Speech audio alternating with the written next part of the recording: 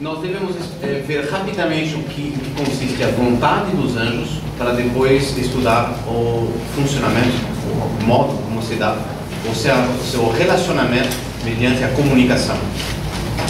Dois elementos muito bonitos e muito interessantes, sobretudo como fundamento que vem depois.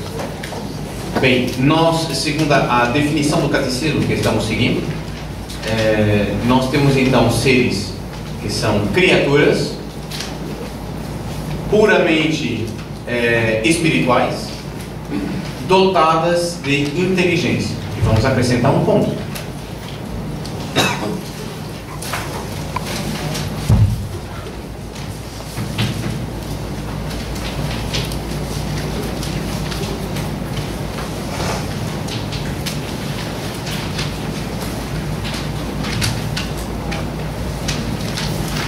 Dotadas de inteligência e de vontade.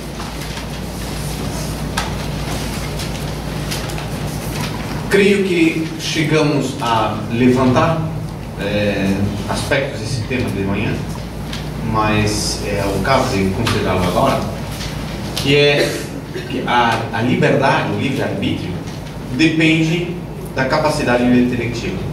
Ou seja, é a capacidade de entender as coisas, conhecer as coisas, e vai me dar uma visão, um conhecimento de todas as coisas, e evidentemente tendo um arsenal muito maior de elementos, eu vou poder eleger, escolher aqueles mais convenientes.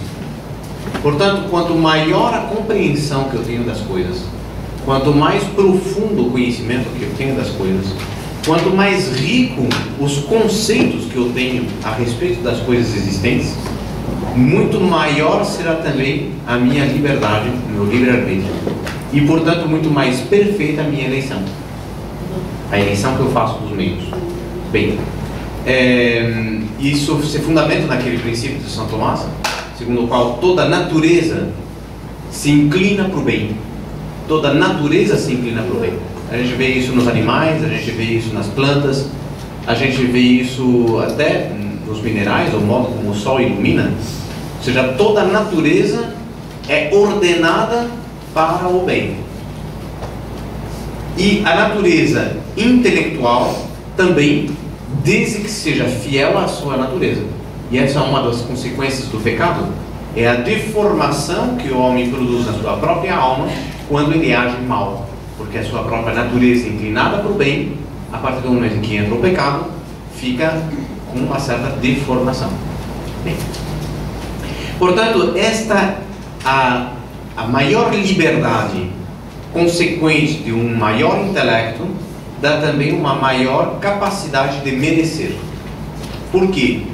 Cada vez que eu posso escolher entre o bem e o mal, e eu escolho pelo bem, isto é algo que, evidentemente, provém de uma graça dada por Deus, um auxílio dado por Deus, mas a partir do momento que a minha vontade livremente se inclinou para o bem em preferência ao mal, eu dali obtenho um mérito. E em função da justiça de Deus, todo bem deve ser premiado. O prêmio, justamente Deus o concede na vida eterna, com uma maior visão, um maior conhecimento, consequente, maior amor que nós teremos a Deus. E maior imbricamento, maior relação de nós para com Deus. Então, esta maior liberdade que o anjo tem, faz com que ele tenha também uma maior capacidade de merecer. E São Tomás, afinal, mostra uma coisa muito bonita. Ele diz que naturalmente o anjo está inclinado para a prática dos famosos dois mandamentos que são o principal, segundo explica nosso Senhor Jesus Cristo ao doutor da lei, que ele pergunta: Senhor, qual é o primeiro mandamento da lei? Em primeiro lugar, amarás o Senhor teu Deus com todo o entendimento, e ao teu próximo como a ti mesmo. E nestes dois mandamentos estão contidos toda a lei e os profetas. Então, o anjo está naturalmente, sua natureza está inclinada naturalmente para isso. Por quê? Porque quando ele olha para outro anjo,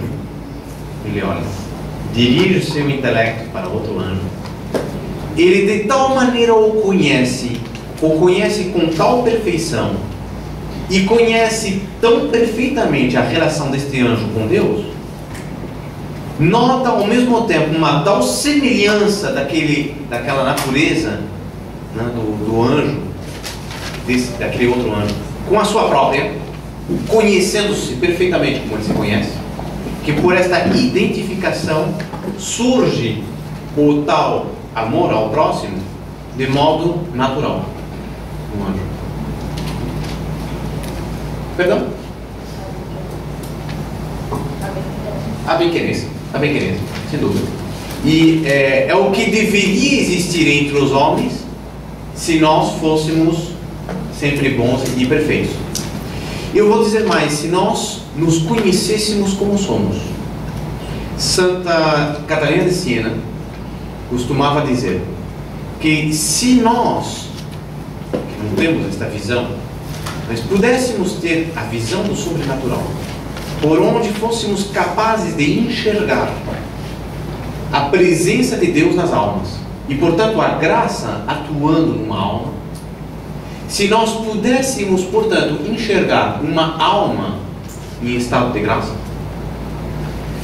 seria de um tal fulgor, de uma tal luz, de uma tal beleza, se nós não fôssemos avisados antes, a nossa inclinação, a nossa tendência é de prosternarmos e adorar, pensando que era o próprio Deus. Isto qualquer um de nós que esteja em estado de graça. Por quê? Porque há a própria presença de Deus naquela alma, em virtude do batismo e em virtude da graça santificada.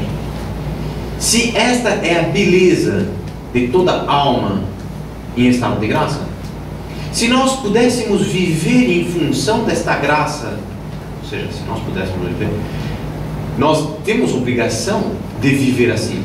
Acontece que nós não vemos, e como nós não vemos, muitas vezes não acreditamos.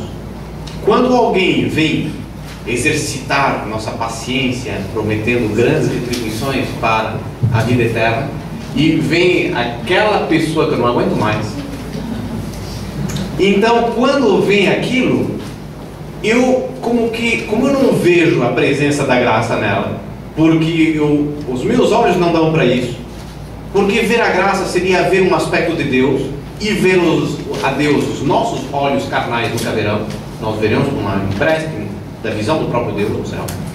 Então, como nós não vemos, o que nós vemos é a carne e o osso. E aí então vem todas as incompreensões, os desentendimentos, etc. Passariam facilmente se nós tivéssemos a capacidade de ver por em cima da natureza e vermos a ação de Deus naquela alma.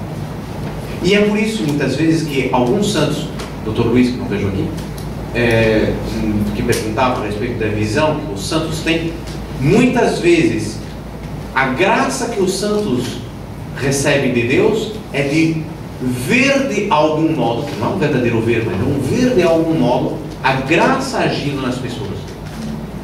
E isso faz com que eles sejam capazes de grandíssimos sacrifícios em benefício dos outros, porque eles são capazes de ver aquele plano sobrenatural que paira sobre cada um. Nós que não somos grandíssimos santos e que nós não vemos a grandíssimos santos que não viram, isso é, Deus dá a quem Ele quer. São vocações raras as que têm esse dom. Nós que não temos isto, devemos agir de dentro da fé. Isto é, nós não vemos, mas acreditamos. Não vemos o plano que tem Deus a respeito de cada um de nós. Devemos agir em função disso. E assim cumprimos este mandamento dado por Deus. Mas vocês vejam como o próprio Deus estabelece. Acabo de falar mal do Senhor. Mentira. Estamos falando justamente deste aspecto de alguns homens que enxergam certas realidades a respeito dos homens. E, portanto, esta visão que o homem, que alguns desses homens mais privilegiados tinham, nós não temos. O que é que nos ajuda a suprir? É a fé. Porque eu não vejo, mas eu acredito firmemente. Eu sei que cada um dos que estão aqui nesta sala tem um trono reservado no céu, desde que seja fiel. E é em função do amor que eu tenho a cada um, o desejo que eu tenho que cada um se santifique plenamente para poder realizar o plano de Deus a seu respeito, que eu devo ser capaz de fazer qualquer sacrifício por cada um de nós. E isso é a atitude propriamente cristã. É este amor em função de Deus. E isso o anjo faz naturalmente, por causa do discernimento que ele tem desta semelhança dos seres com Deus e dos seres com ele mesmo. Quando na Escritura nos é dito, não despreze a tua própria carne, é justamente nesse sentido. Eu vejo alguém passando necessidade, alguém que eu tenho condição de ajudar, não ajudando, eu estou me desprezando a mim mesmo, porque ele é tão homem quanto eu. O princípio da caridade se fundamenta muito nesse aspecto. Então, este amor que surge da semelhança, simile gaudent, quanto mais parecidos dois seres, mais naturalmente são inclinados um para o outro. Então, assim também, os anjos entre si já têm uma direção natural extrema. E isso é muito mais intenso ainda quando diz respeito a Deus. O anjo naturalmente ama mais a Deus do que a si próprio. A inclinação natural do anjo é para isso. Porque ele, de tal modo, ao observar a realidade, discerne a extraordinária superioridade do ser que criou tudo, que se é assim que ele ama, como nós explicamos na primeira parte, que eles se amam uns aos outros, amando a causa de todo o resto, ele naturalmente ama muito mais ainda o próprio Deus. Bem, isto, portanto, no que diz respeito à vontade. E agora devemos dedicar o tempo que nos resta desta nossa reunião a analisarmos a comunicação angélica.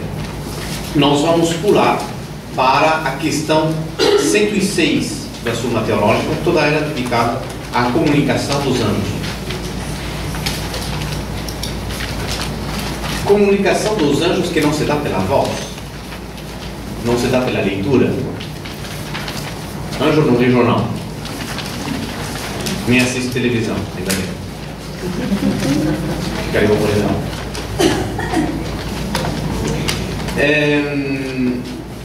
Contrariamente àquilo que a gente pode pensar, o fato deles não terem voz e não terem palavras os ajuda enormemente. Lhes ajuda enormemente.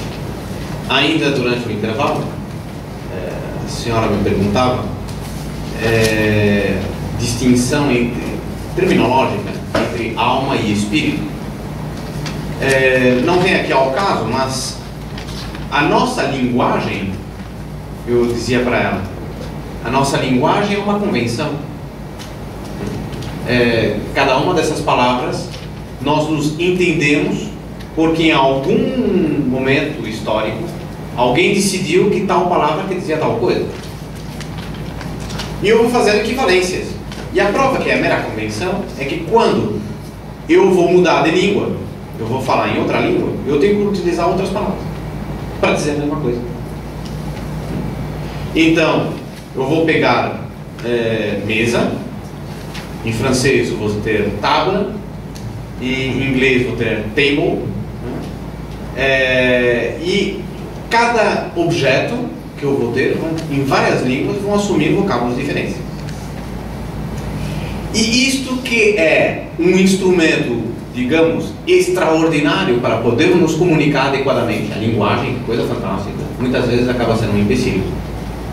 Porque quando eu falo uma coisa, muitos vão entender outra. Então, nós temos palavras equívocas, a tradicional manga, né? A manga que a gente veste, a manga que a gente come, e assim, sem fim de coisas que não se adequam inteiramente. Então, a gente vai dizer a alma, todo mundo pensa, claro, a alma é aquela parte que o homem tem de espiritualidade, de espírito, né? Aquela parte espiritual que o homem tem. Mas se a gente vai ver nos vocábulos filosóficos, nós vamos encontrar que a alma é o princípio vital das coisas, e chegamos à conclusão, portanto, que a árvore também tem alma, mas uma alma material, que é apenas o princípio da vida vegetal dessa árvore, que, portanto, é uma vida sem conhecimento, porque não tem inteligência, sem sensibilidade, porque também a sensibilidade é privativa dos seres acima, dos animais ou acima. Portanto, diga. Queria saber assim, ao passo que a renovação carismática, eu acho, tem aquela história da língua dos anjos, aquela forma deles falarem.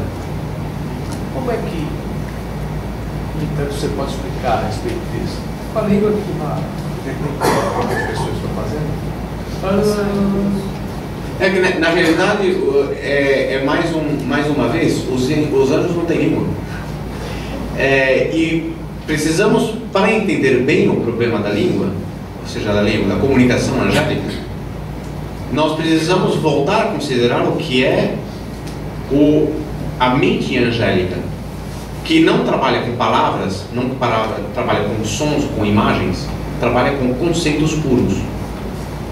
Se ela trabalha com conceitos puros, ela trabalha com uma densidade de verdade muito maior do que a nossa. Porque se eu vou falar em formiga, eu não sei se eu sou formigólogo de repente, quando eu for falar de formiga, o senhor vai entender muito mais do que eu em matéria de formiga. Estamos falando da mesma coisa, do mesmo objeto, do mesmo ser. Mas alguém vê, ou por exemplo das abelhas, tem gente que não pode ouvir falar de abelhas, porque, não sei, eu tinha uma família conhecida da minha, e um senhor, se não me engano era um bisavô, tinha falecido por uma picada de uma abelha.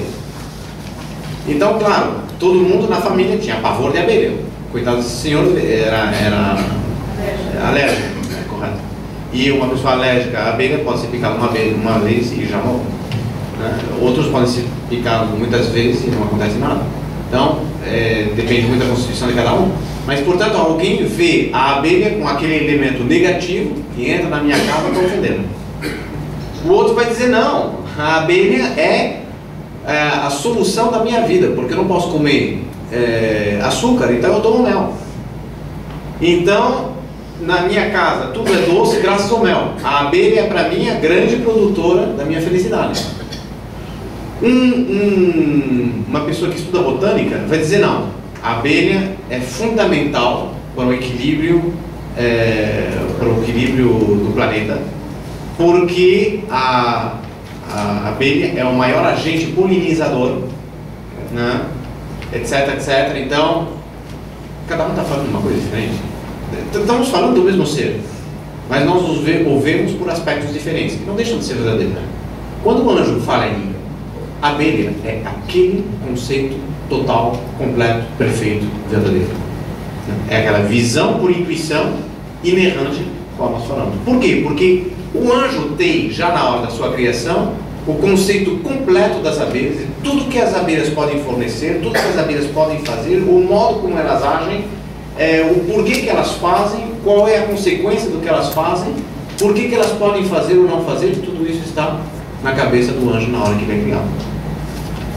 E, portanto, quando um anjo se comunica com o outro, esta comunicação, segundo as palavras de São Tomás, tem entre si a pureza entitativa sem a resistência da matéria. Então, vamos explicar isso aqui. Tem a pureza entitativa do ser, do conceito. Tem a pureza, portanto, absoluta daquele conceito perfeito, que é transmitir de um a outro sem os obstáculos da linguagem. Então, quantas vezes acontece, um senhor às vezes comenta isso, do teste que faziam no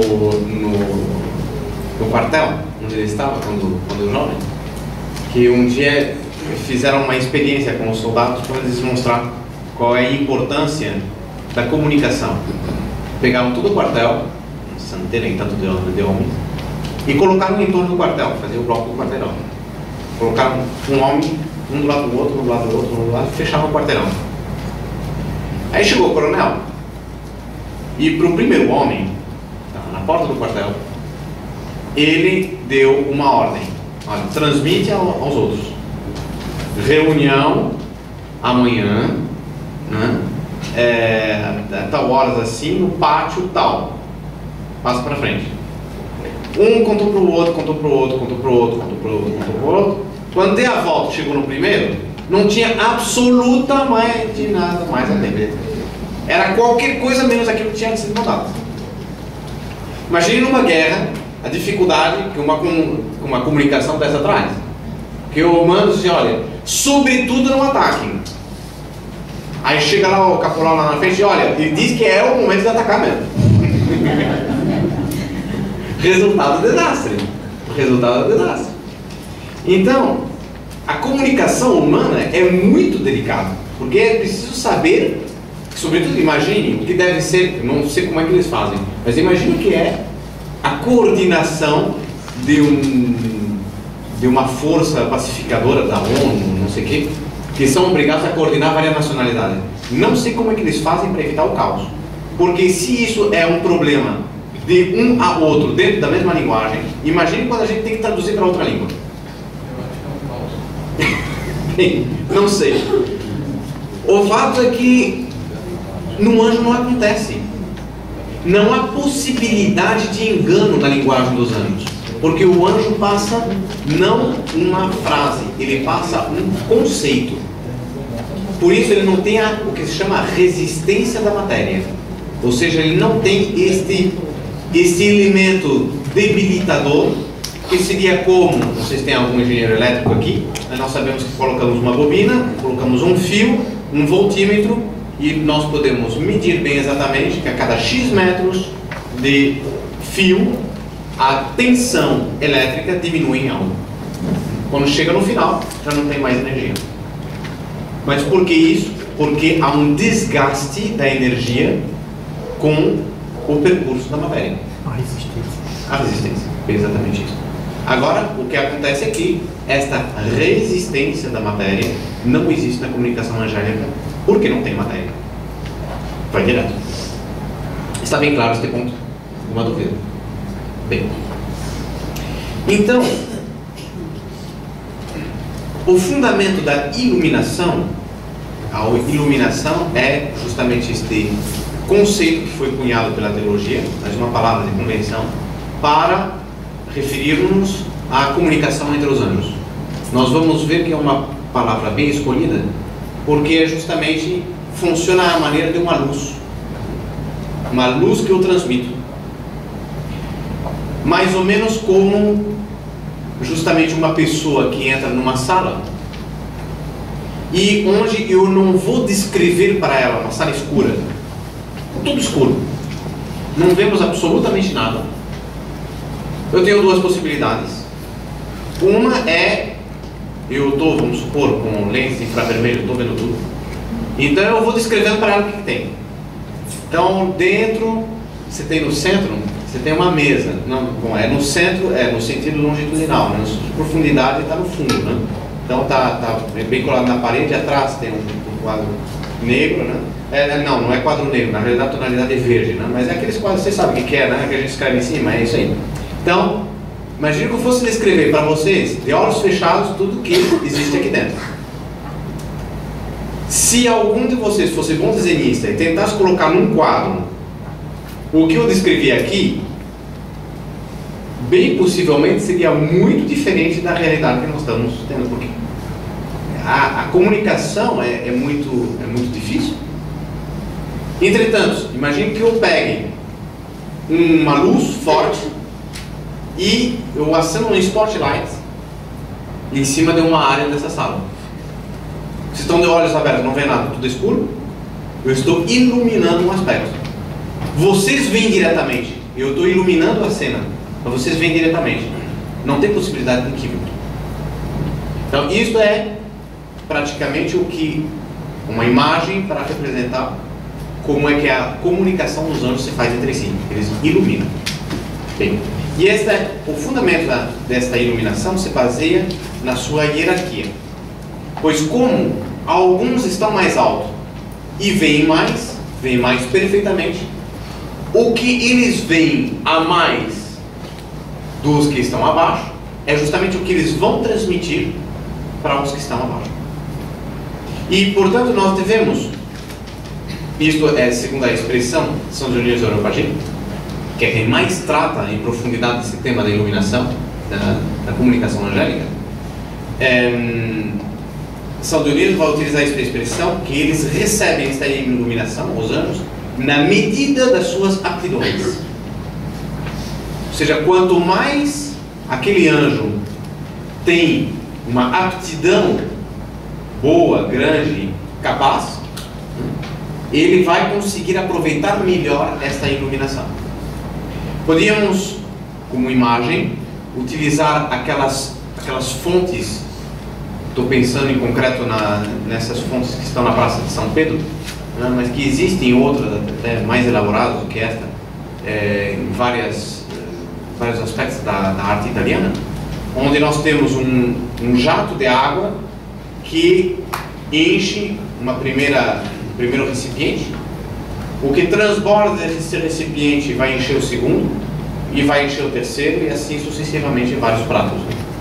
Então, poderíamos dizer que a iluminação funciona um pouco desta maneira. A primeira iluminação surge de Deus, evidentemente, e esta iluminação vai enriquecer os anjos superiores, que por sua vez vão transmitir este conhecimento para os seguintes, até os últimos anjos do céu. Funciona, portanto, em cascata de anjo para anjo, né? E para ter uma ideia,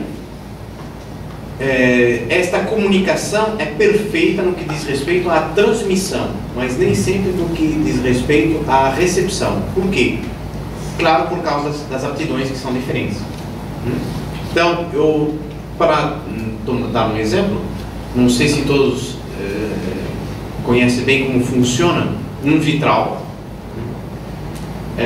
Não sei se querem que eu faça um gráficozinho simples, mas na realidade o que acontece com o vitral é que nós temos um facho de luz. Este facho de luz vem do Sol, constitui, portanto, uma luz branca, e este facho de luz vai incidir sobre uma superfície. Essa superfície é uma placa de vidro, e esta luz vai entrar. Vamos colocar então um microscópio aqui e vamos ver bem o vidro. Essa placa de vidro que nós estamos vendo no corte transversal, ela, se for inteiramente limpa, então o vidro é transparente, a luz passa direto sem nenhum tipo de obstáculo. Luz, na realidade, nós sabemos que é uma frequência. Essa frequência passa sem nenhum tipo de obstáculo, porque não há matéria lá dentro que a segure. Como é que eu vou fazer então para obter um azul? Como é que eu vou obter um azul? Para obter um azul, eu preciso pegar dentro do espectro da luz aquela faixa da onda de luz que diz respeito às cores azuis, que é um certo feixe de frequências, e anular todas as outras. Então, eu vou colocar dentro do meu composto de vidro, né? Vai ser atravessado por essa onda de luz completa, branca. Eu vou misturar alguns elementos de matéria, e esses elementos de matéria vão fazer papel de filtro. Algumas das frequências vão bater e vão sair, e vão se perder. E eu vou só deixar passar aquele aspecto de onda, que é uma onda azul. Então, isto vai fazer com que este filtro vai reduzir o número de ondas que passam. Vai selecionar, eu vou deixar passar só uma. E eu posso, portanto, em função dos materiais utilizados, posso filtrar só a luz vermelha, só a luz azul, ou então as outras combinações, né, que são todas frequências. Dependendo do tipo de frequência que eu posso escolher, eu deixo passar uma cor ou outra. Então, o mecanismo, por assim dizer, né, para ser bem simplificado, o mecanismo da compreensão angélica, por assim dizer, é que devido às limitações do intelecto, o anjo será capaz de assimilar facilmente certas verdades, mas outras verdades ele terá mais dificuldade. Por assim dizer, a informação que passa é mais rica ou menos rica. E, portanto, um anjo que está abaixo nunca vai receber uma iluminação desde um anjo superior que seja absolutamente igual, vai resultar na sua cabeça, exatamente igual ao que veio do anjo superior. Sempre há um leve enfraquecimento. Está claro? Bem, e portanto a iluminação vem sempre do princípio primeiro. Assim como as trevas não podem mandar luz para o sol, assim também o processo da iluminação sempre parte de Deus como causa primeira, incide sobre o primeiro dos anjos e dali vai chegar até os últimos anjos. Portanto, não há iluminação de baixo para cima, só de cima para baixo. Esses últimos anjos que são os que acompanham a gente. Isso. Agora, isso não quer dizer que o último anjo seja pouco iluminado. Ele vai receber toda a iluminação que vem de cima. Ele talvez aproveite menos. Mas esse aproveitar menos, nós estamos falando de uma natureza incomparavelmente superior à nossa, comparavelmente mais capaz, que assimila, portanto, maravilhas extraordinárias. É apenas, portanto, uma questão de relação entre eles. Portanto, tudo quanto os inferiores possuem naturalmente, eles veio de cima. Os superiores têm, portanto, tudo. E por isso que São Tomás defende a tese de que nos anjos a hierarquia não é piramidal. Se entre os homens nós podemos dizer que existem muitos médicos, existem muitos engenheiros, existem muitos teólogos, existem muitos cientistas. Ele poderia dizer que cada um deles tem dentro da sua área outros que estão, por assim dizer, em paridade com eles. E isso faz com que existem, digamos, médicos absolutas, né? A gente estava falando, quando a Dona Márcia falava da questão do...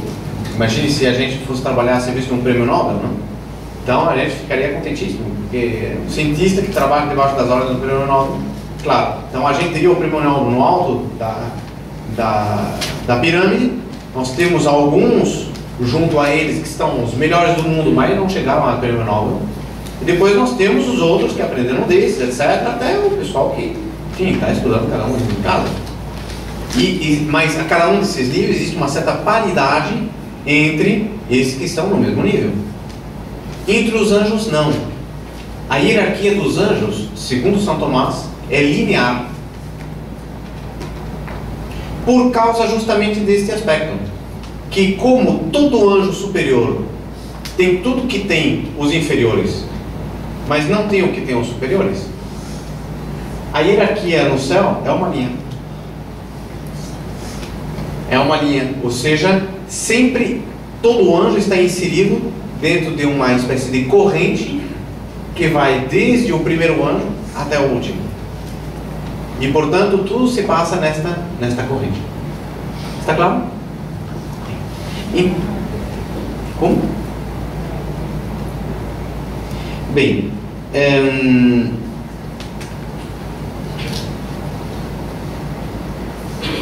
nós temos a iluminação se dá através de dois elementos principais.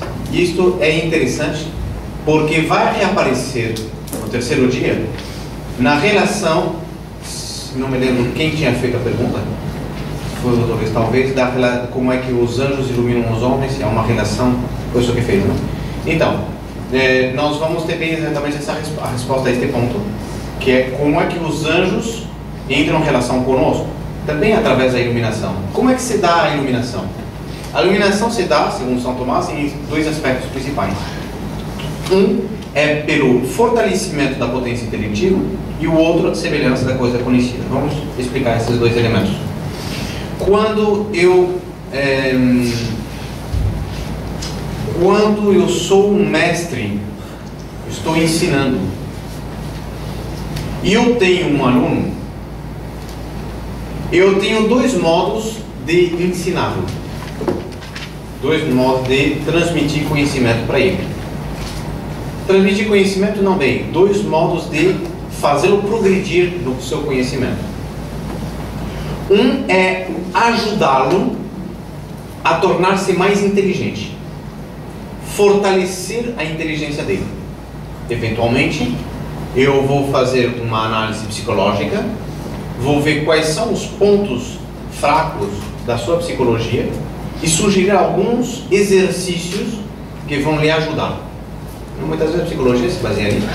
A gente vai fazer um teste e diz: olha, você está precisando de mais atenção, você está com um déficit de atenção. Então, eu tenho aqui alguns exercícios, você pega esses exercícios, você faz isso aqui todo dia, meia hora, e você vai ver que isso ajuda enormemente. Hoje em dia até por internet tem coisas dessas. A gente escreve um programa e todo dia a gente recebe uma pauta de exercícios diários. À medida dos resultados que a gente vai fazendo, vão sendo sugeridos novos exercícios. Supostamente isso ajuda uma série de coisas, como atenção, foco, memória, etc. Bem, então, isso é uma maneira, é fortalecer o intelecto para que a pessoa se torne mais capaz de alcançar o conhecimento. E a outra é a semelhança da coisa conhecida. Nós não estamos fazendo outra coisa desde que nós começamos hoje de manhã sentando-nos aqui. Nós estamos trabalhando nessa base. É a semelhança da coisa conhecida. Eu estou pegando exemplos da nossa vida comum e eu estou procurando aplicar isso a conceitos filosóficos para aqueles que já conhecem filosofia vão ter possibilidade de pelo menos recordar ou aprofundar seus conhecimentos. Aqueles que não têm, saem adquirindo. Então, por exemplo, quando falamos da distinção entre o ser e a essência, a gente pode pegar um exemplo concreto. Antes a gente não sabia o que era, fomos descrevendo, pegando o conceito, desmiuçando, e vocês agora entendem perfeitamente como é que o anjo conhece por intuição direta e inerrante, coisa que no início a gente não sabia. Mas como foi feito isso? Com pequenos exemplos, como por exemplo pegando a cadeira, explicando que da cadeira como é que nós entendemos a cadeira. Então a diferença entre acidentes de substância, essência. Aí então a gente tem vários exemplos de cadeiras. Então eu estou pegando elementos que são da nossa vida comum, são coisas conhecidas, por semelhança eu vou descrevendo e ajudando a adquirir outros elementos que nós não conhecíamos antes. Isto é a mesma coisa que fazem os anjos. Os anjos entre si, um anjo superior, primeiro ele fortalece e ajuda o intelecto dos anjos inferiores para que eles se tornem mais capazes, sejam mais fortes quanto ao seu intelecto, e depois ele vai transmitir o conhecimento, muitas vezes fragmentando. Aí a gente entende uma coisa que é importante, é como aquilo que é simples é mais perfeito. Se eu vou, por exemplo, eu vou falar em ácido desóxido ribonucleico, né? Como é que se come isso? Então, a gente pega uma coisa que a gente não conhece, então vamos desmembrar direitinho, a gente vai separar por partes, vamos explicar o que são as partes, no final eu entendi, na realidade é o ADN. Tá bom, obrigado. Então, é uma coisa que eu vou ficar conhecendo, mas através da divisão das partes. Se nós tivéssemos aqui, o Dr. Luiz fizesse uma explicação sobre o tema, por mais que ele falasse o dia inteiro, no final do dia nós não conseguiríamos saber tanto quanto ele sabe a respeito do assunto. Claro. Então, o que acontece, e isso em qualquer área, é que para transmitir o conhecimento, a fragmentação da ideia é fundamental para que a gente consiga alcançar o conceito. Mas ao fragmentar, essa ideia, esse conceito se empobrece. Porque, na realidade, é o que nós estávamos comentando antes, quando eu respondi a pergunta do senhor, quando a gente considera somente a essência, nós estamos empobrecendo o ser, porque parte da riqueza do ser está na composição total da essência e de todos os seus acidentes. Um homem que teria só essência seria um monstro, porque ele precisaria ter 2 braços, ele precisaria ter 2 pernas. A gente diria, bom, esses são acidentes. Sim, claro, mas ele precisa disso. Então, quando a gente fala de que a gente elimina todo acidente, nós estamos falando de uma pessoa, um ser humano que não tivesse corpo, que não tivesse nada absolutamente de matéria, e que mesmo na sua intelectualidade tivesse apenas o absoluto básico. Ou seja, seria um ser totalmente informe. Então, quando nós temos esta divisão dos conceitos em Deus, esses conceitos são absolutamente simples. Deus conhece tudo na sua total, completa simplicidade. Quando Deus transmite esses conhecimentos a um anjo, já começa a fragmentação. E os anjos depois, para um para outro, ele vai fragmentando à maneira de um mestre que vai ensinando aos alunos. É o exemplo que o próprio Santo Tomás dá. Agora, além desse aspecto da iluminação, além do aspecto da iluminação, existe também a locução. O que é a locução? Segundo São Tomás, não é mais quando um anjo se dirige ao outro para ensiná-lo, mas apenas para comentar alguma coisa. E aí, São Tomás diz, é um pouco uma conversa entre os homens. A gente conversa entre si, às vezes a gente está conversando sobre assuntos que nós já conhecemos, mas cada um vai comentando, vai exclamando, e isso são elementos, por mais que sejam conhecidos, nós colocamos em comum. Ao colocar em comum, o que existe é uma locução. Entre nós, a maioria das vezes, toda locução vem com um certo grau de iluminação, porque eu vou comentar alguma coisa que o outro não sabia, e o outro me responde com um outro elemento que eu também não sabia. Então a gente vai se enriquecendo mutuamente. Nos anjos não há um enriquecimento mútuo, embora haja conversa entre eles. E esta é a locução. E um outro elemento que é muito bonito de São Tomás, que é evidente. Aqui, por exemplo, um fala, os outros escutam, em determinado momento outros intervêm, mas tudo que é dito nessa sala é ouvido por todos. Por quê? Porque nós usamos um meio de comunicação que está ao alcance de todos. É a voz, é o som. E isto, todo ser que tenha ouvido vai ouvir. Se tivesse um cachorro aqui, ele não entenderia o que nós estamos falando, mas ouviria. Certo? Entre os anjos, como a comunicação se dá de intelecto para intelecto, a comunicação se dá em função da vontade. O anjo se comunica com o outro de acordo com a sua própria vontade. É como que uma linha privada. Comunicação direta. Linha vermelha. Todos eles podem comunicar-se uns com os outros de acordo com a sua própria vontade. E isso é o que preserva a intimidade dos anjos. E é muito bonito porque os anjos, assim, nesse sentido, têm intimidade. Eles falam com quem eles querem. Se eles não querem que o outro não ouça, não vai. Porque a comunicação é direto de intelecto para intelecto. Se um anjo quiser que o céu inteiro ouça, ele também, todo mundo vai ouvir. Não é que eles ouvem, essa comunicação se dá de intelecto por intelecto e é garantida, é protegida, é dirigida pela vontade. E eu não sei se vocês percebem com tudo isso, o quanto aparece a superioridade desta comunicação dos anjos em relação à nossa. E como a nossa é pobre. E como eles falam melhor do que nós. Como se entende melhor do que nós. Como esta comunicação mais perfeita dos anjos se assemelha muito mais à comunicação que Deus tem para cada um. Diga. No tocante à movimentação, a gente pode dizer que se movimenta equivalente à velocidade da luz? Não. Não, porque a luz é matéria.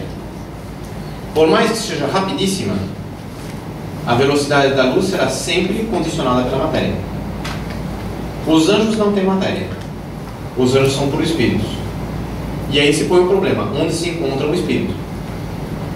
Resposta de São Tomás: onde ele age. Onde ele age. Ou seja, nós, por exemplo, não somos capazes de agir fora do nosso corpo. Nós agimos sobre o nosso corpo. Ah, mas só age sobre o microfone. Sim, porque o microfone está tocando o meu corpo. Por mais que eu quiser, posso olhar para o relógio quanto quiser, o relógio não vem para a minha mão. Ou seja, o meu espírito age sobre o meu corpo, porque o meu espírito está unido ao meu corpo. A partir do momento que o anjo, ser puramente espiritual, não tem corpo, ele age livremente onde ele quer. E podemos dizer então que ele se encontra lá onde ele age. Mas se ele, num instante, deixa de querer agir aqui para agir lá, naquele mesmo instante ele está lá, não está aqui, independentemente da distância que ele estiver. Então, o deslocamento de um anjo, embora o anjo não ocupe lugar, porque o lugar é algo material e o anjo não é matéria, o anjo ele não vai se deslocar em função da matéria. Ele vai deslocar-se em função do espírito. Ele quer agir em tal lugar, ele vai agir lá. Agindo lá, ele está lá. E ele pode estar no sol e agindo no sol, naquele instante, não digo segundo, mas fração de milésimo de segundo, ele está depois aqui agindo aqui, porque Deus o mandou agir aqui. Enquanto que a luz sempre vai, e mesmo que houvesse uma velocidade superior à da luz, nunca haverá uma velocidade tão rápida quanto a velocidade do pensamento. Não sei se responde a sua pergunta.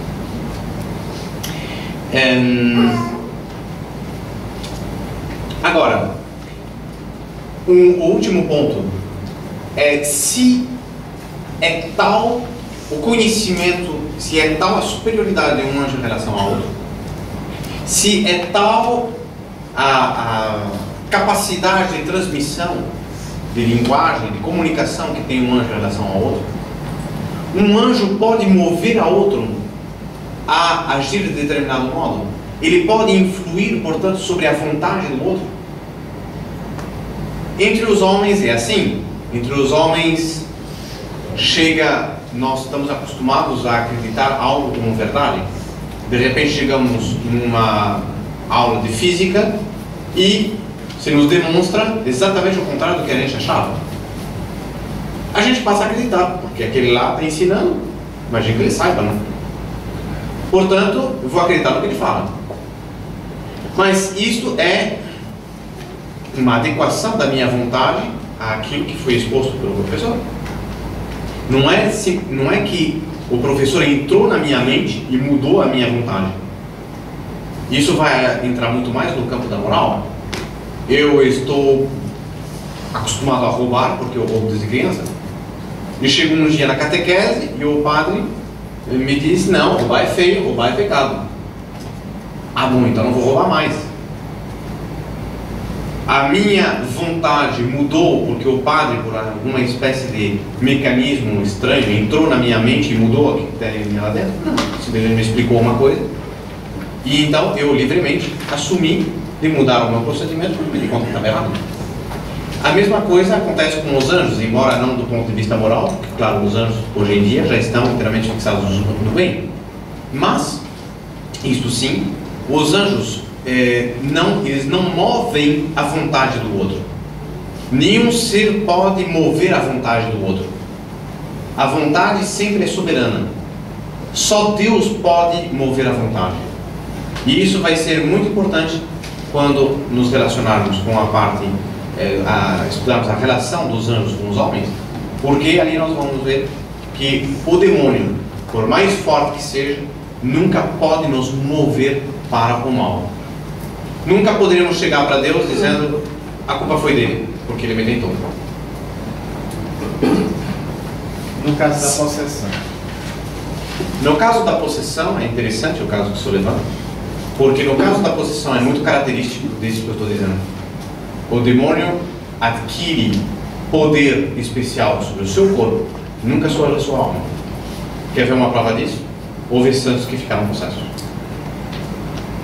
Há um caso, inclusive, um livro recente, de uma freira que era vítima expiatória, portanto ela tinha se oferecido a Deus para sofrer para com os pecadores, em benefício dos pecadores, e Deus permitiu que ela ficasse possessa.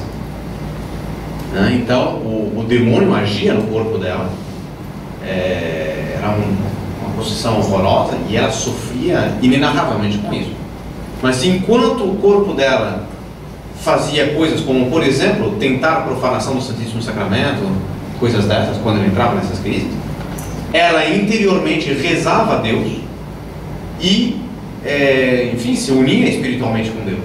Prova de que o demônio não controlava sua mente. O demônio não controla nunca a mente de ninguém, nem de um homem, nem de um outro anjo. Ele pode influir, e muito, pode persuadir. A persuasão é apresentar a alguém alguma coisa com tal aparência de verdade que eu acabo abraçando aquilo, convencendo daquilo que está certo, é o bom, é o que eu quero para mim. Então, mas pode estar errado. Então o demônio, ele muitas vezes age por persuasão e age por influência, mas ele nunca pode entrar na vontade da pessoa e fazer a pessoa agir mal. Se ele pudesse fazer isso, eu vou dizer mais, a pessoa não teria culpa. E não tendo culpa, ela não seria, não seria passível de julgamento o que ela tivesse feito, ou tivesse pensado. Nós somos julgados em função do exercício que fazemos da nossa liberdade, seja por bem, seja por mal. Tá claro? Bem, não sei, já estamos no final do nosso tempo, mas ainda se houver lugar, podemos ainda ter alguma pergunta que queiram fazer, algum esclarecimento, alguma colocação a respeito do... Quando nossos corpos forem ressuscitados, essa matéria vai para onde? Deu céu para isso? Sem dúvida, e é justamente uma das funções que terão os nossos anjos da guarda, para virar no terceiro dia.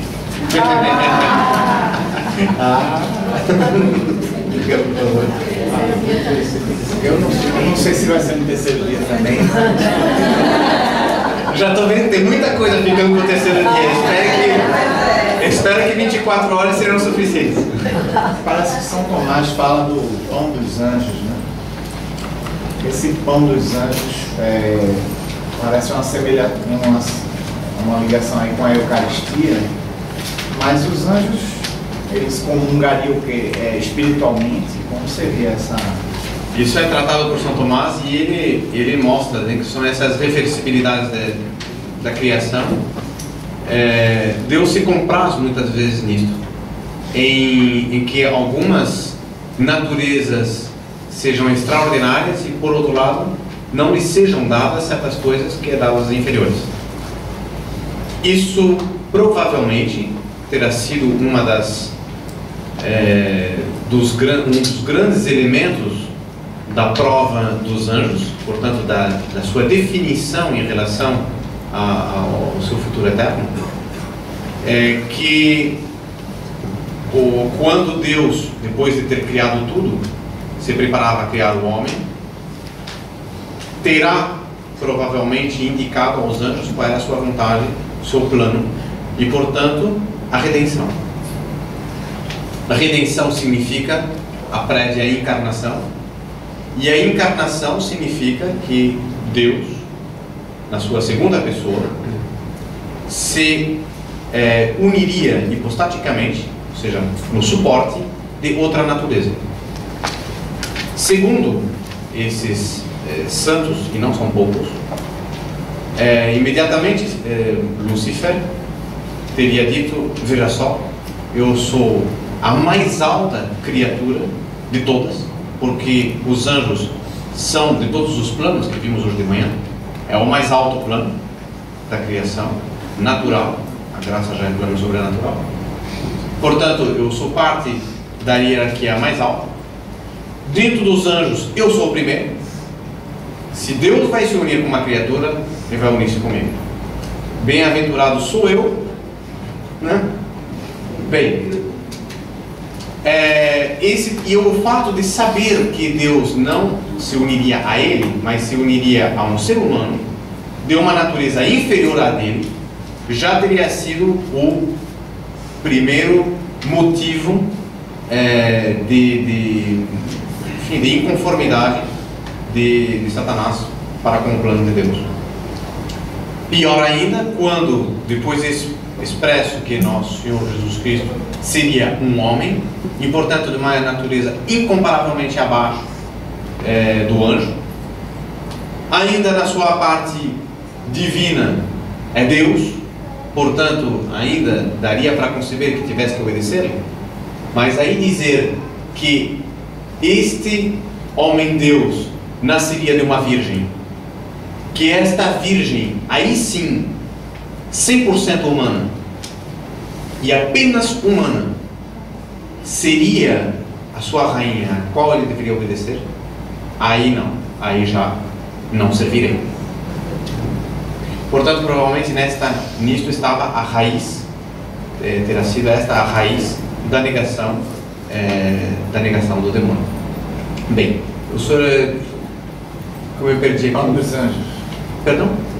Pão dos anjos. Então, pão dos anjos são dessas reversibilidades que às vezes Deus faz, de a uma natureza lhe dá muito, mas de repente a uma natureza inferior ele dá, em certo aspecto, algumas coisas mais. No caso do pão dos anjos, é uma expressão que não pode ser tomada ao pé da letra. O pão dos anjos se coloca como oposição ao pão dos homens, já que nós temos o nosso pão de cada dia, cada um faz no forno de casa. Existe um pão espiritual, portanto um pão que está colocado numa categoria puramente espiritual, porque a essência do pão eucarístico não é uma substância física, portanto não é um elemento que se discerne dos seus acidentes, é que a sua substância passou a ser o corpo, sangue, alma divina do nosso Senhor Jesus Cristo. Nesse sentido, o seu valor extraordinário é um valor espiritual e, portanto, é um alimento também espiritual. Então é uma correlação que se faz, não propriamente porque seja o pão próprio dos anjos, mas porque é um pão espiritual, de um mundo espiritual característico dos anjos. Bem, e que muitas vezes os anjos vão ser vistos como mensageiros deste pão celeste. Vamos colocar assim, eles aparecem como ministros, como em Fátima, por exemplo, onde o anjo vem trazer a Eucaristia para os 3 pastorzinhos. Então nós vemos uma relação assim, mas os próprios anjos não podem comungar. Por que eles não podem comungar? Pela sua própria imaterialidade.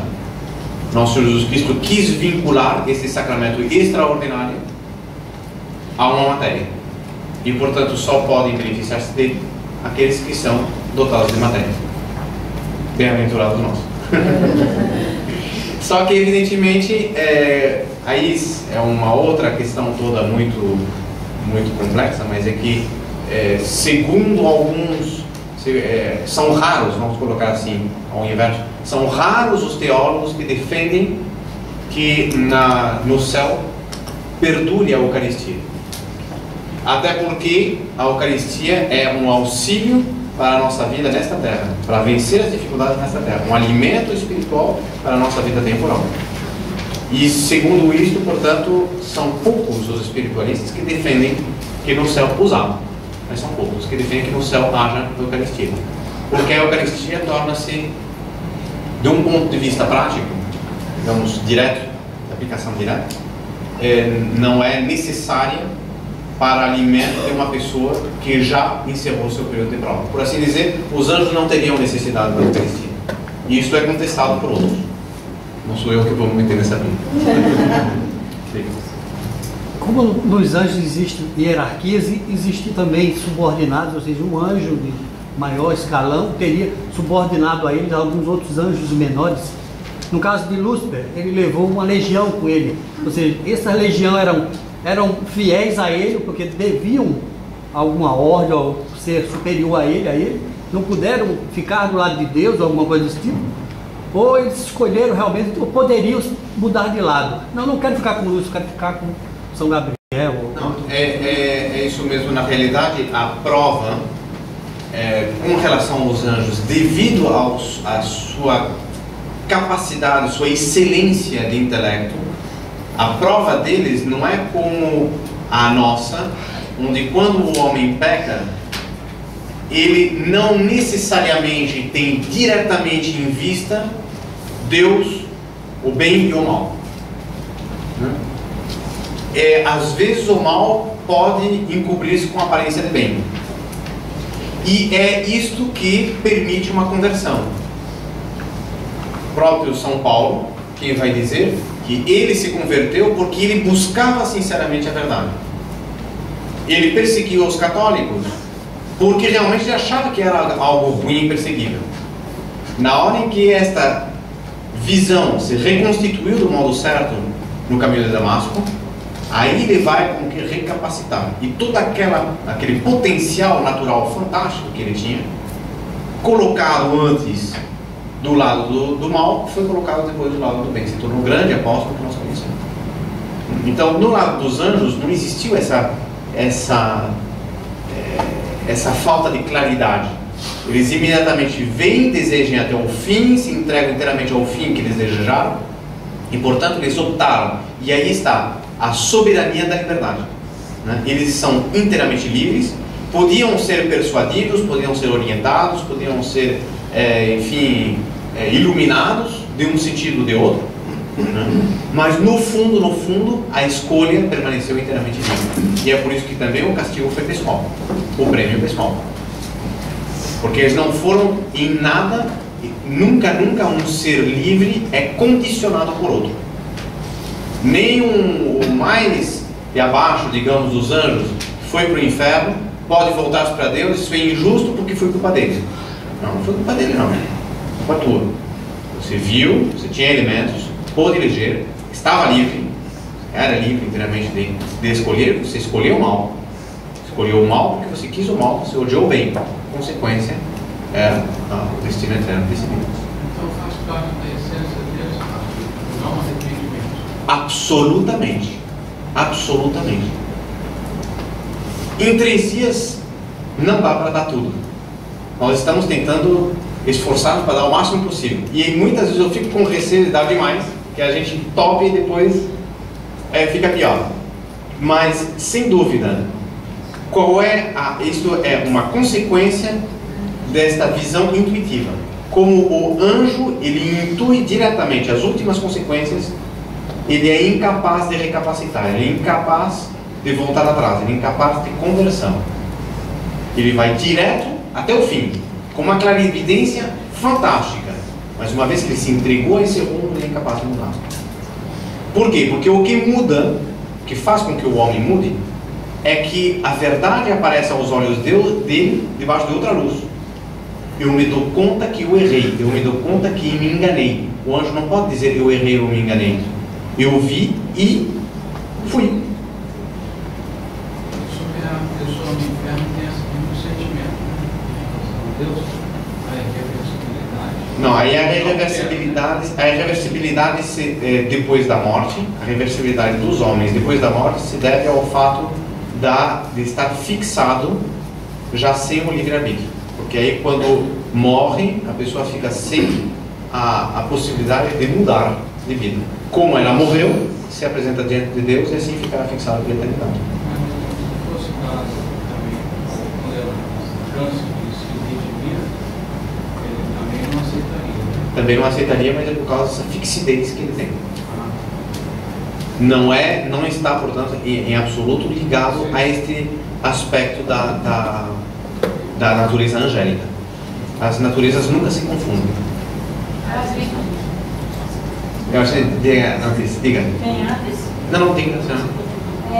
os pastorzinhos, quando tiveram essa visão, receberam a Eucaristia dos anjos, eles tiveram essa visão assim do anjo, porque quando a gente vê essa visão assim concreta. Sem dúvida. Do anjo com asas e Isso. tudo. Então, isso aqui, a partir dessa descrição dos pastorzinhos realmente existiram. Há menos de 100 anos, né, que eles falaram sobre esta visão. Então, quando eles falaram, aí eles descreveram os anjos com asas e tudo, Sim. isso que aí concretizou essa imagem que a gente tem. Mas veja só, não são só eles, existem muitas pessoas, não digo necessariamente santos, digo a propósito pessoas, porque nem tudo necessariamente fica santo depois, mas muitas pessoas têm a graça de ver os anjos ao longo da história, não digo uma grande proporção da humanidade, mas algumas pessoas veem os anjos.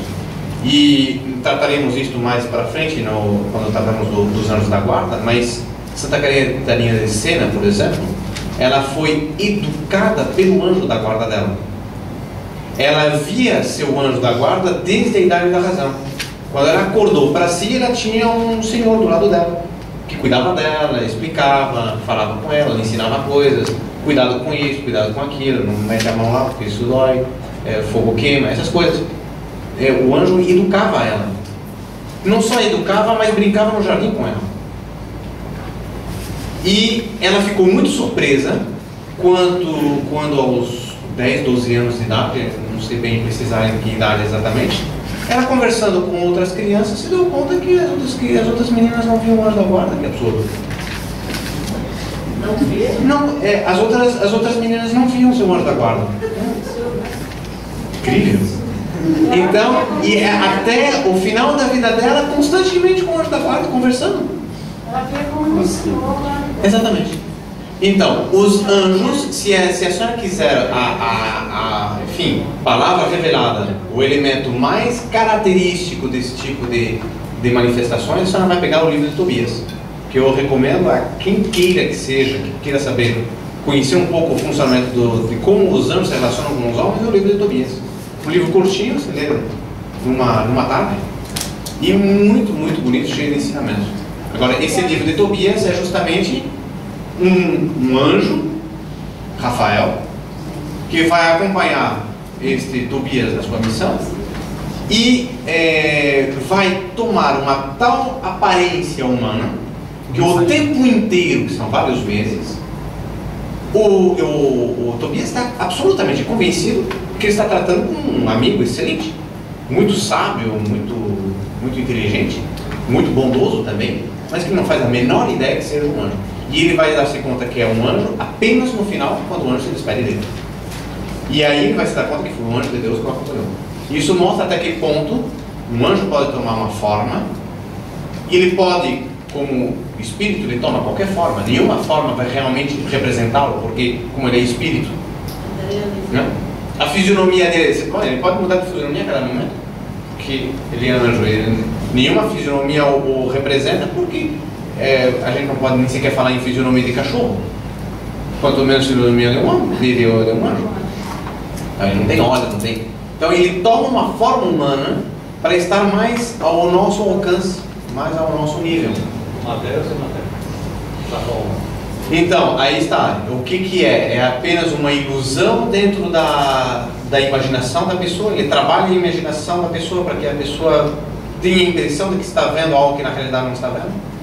Ou ele pode animar a matéria, porque o anjo, como veremos amanhã, ele tem poder sobre a matéria. Ele pode pegar matéria e fazer como que um boneco. Ambas coisas. Os dois episódios de Abraão já tomaram atenção, né? Tomaram atenção. E há vários episódios assim. É só o livro de Tobias que a gente viu. Não, o livro de Tobias é um dos livros da Bíblia que é mais conhecido porque o livro inteiro é sobre isso, né? E é o fundamento teológico, escriturístico de toda a teologia sobre o anjo da guarda. Você falou que os anjos não têm nome, Mais uma vez, quando a gente fala em os únicos nomes de anjos que a gente conhece, são muito poucos, são os que estão na Bíblia, exclusivamente. Se a gente vai ver qual é o significado do nome desses anjos, o que nós vamos encontrar? Miguel, quem como Deus? Não é a essência dele, é o que ele disse, é uma frase dele. Rafael, Deus cura, o que ele fez. Gabriel, anúncio de Deus, é portanto a mensagem que ele trouxe. Portanto, nós não conhecemos estes anjos, os poucos nomes que nós conhecemos não são verdadeiramente o nome deles, porque não, o nome descreve a natureza, a essência. Esses nomes só descrevem o que eles fazem, o que fizeram, o que disseram, o que elementos. Quando quem foi? Eu li um pouco isso aqui, foi será que foi este Gedeão? Capaz de ter sido Gedeão. Quando se vê o anjo lhe fala, diz: qual é o teu nome? O anjo lhe responde: por que você quer saber? Ele é misterioso. Claro, a partir do momento que nós não conhecemos e somos incapazes de conhecer a natureza deles, como é que nós vamos encontrar uma palavra que descreva a essência deles? Não tem como. Tá claro? Diga, perdão.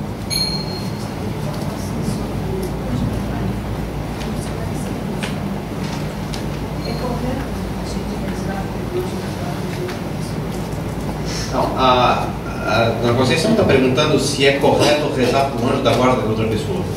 Isto é um tema que se encaixaria mais bem no terceiro dia. É claro, é natural. Mas eu não vou lhe deixar sem resposta. Eu já lhe digo claramente, absolutamente que sim, tudo em maiúsculo, com exclamação no final. Porque se nós rezamos aos santos que estão no céu, com maior razão podemos rezar àqueles seres que estão lá muito antes dos santos. São os anjos. A partir do momento que os anjos da guarda também fazem parte dos anjos, com toda razão devemos rezar aos anjos. E a tal ponto que, inclusive, no dia 2 de outubro é a festa anual dos anjos da guarda, segundo a liturgia da Igreja Romana.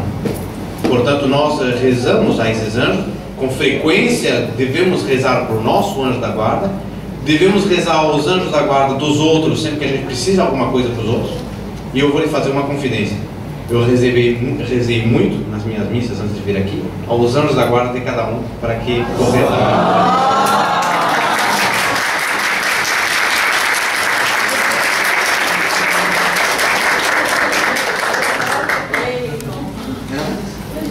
Até amanhã, se Deus quiser, podemos